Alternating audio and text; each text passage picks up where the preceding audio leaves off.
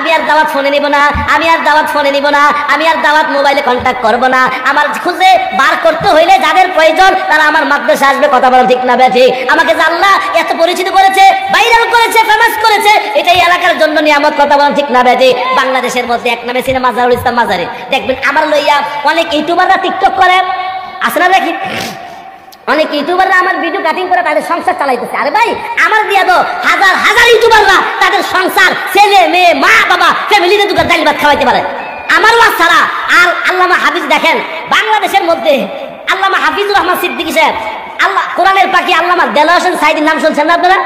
শুনছেন না? সাইদি সাহেবের পরে বাংলাদেশের মধ্যে কমি অঙ্গনের একমাত্র মাঠ ধরে রেখেছে আল্লামা হাফিজুর রহমান সিদ্দিকী।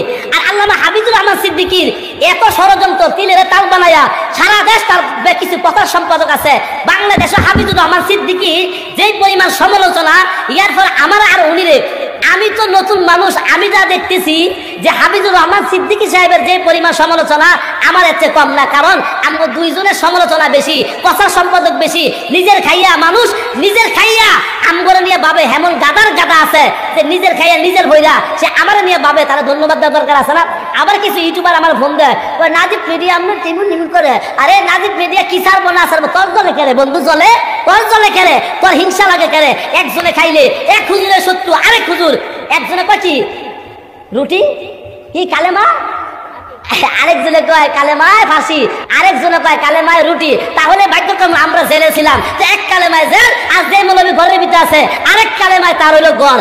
না ভাই, আল্লাহ রাসূল সাহাবায়ে কেরামের তো একজন শহীদ হয়েছে, আবু বকর তো শহীদ হয় নাই, আলী তো শহীদ হয় নাই, ওমর তো শহীদ হয় নাই, কিছু হামজারা তো শহীদ হয়েছে। আপনারা জানেন না? কিছু কিছু সাহাবায়ে কেরাম শহীদ হয়েছেন, কিছু কিছু সাহাবীরা শহীদ হয় নাই। তাহলে কি একে অপরের মর্যাদা কমে গেছে? না, এটা হলো আমাদের মধ্যে কিছু দ্বিপক্ষের লোক আছে, তৃতীয় পার্সেন্ট লোক, দেখবেন কাজটা করলেন তৃতীয় পার্সেন্ট লোকে লাগায়, দ্বিতীয় পক্ষ তার তৃতীয় পক্ষ আইয়া ভাইয়া দেখে গুতাটা দেয়। আর এটা দেখবেন কিছু আবেগে ফেসবুক আলা বাটপার দামরা কিছু মিডিয়া আছে, মানুষের অপপ্রচারের মধ্যে লিপ্ত থাকে, কার পিছে কারা বদনাম করবো। আরে বেটা, মাঝারির বদনাম হাজার করলে তো কাম হইতো না। কারণ যারা আল্লাহ উঠায় এর পিছে লাইকে কিছু করতে পারবো? আমি তো নরসিংদীর স্থানীয় ছেলে, আমি তো ভাড়াইতে বলবি না, আমার বাড়ি আছে, ঘর আছে, গাড়ি সব এখানে। কারো যদি বুকের পাড়া থাকে আমার সামনে আসো।